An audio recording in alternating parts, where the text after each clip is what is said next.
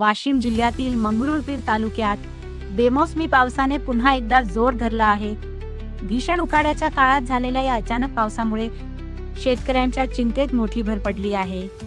शेतात तयार उभ्या असलेल्या भाजीपाला, उन्हाळी ज्वारी आणि बीज कांद्याच्या पिकांवर संकट कोसळलं आहे.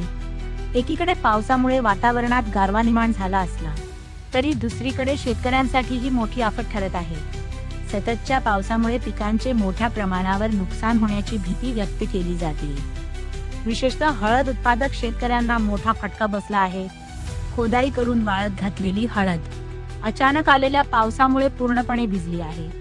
यामुळे शेतकऱ्यांना आर्थिक नुकसान सहन करावं लागत आहे. वादळी वाऱ्यासह गडगडाटात सुरू झालेल्या या पावसामुळे शेतकऱ्यांची वर्षभराची मेहनत वाया जाण्याची भीती निर्माण झाली आहे. आता शेतकऱ्यांची नजर प्रशासनाकडे लागली आहे.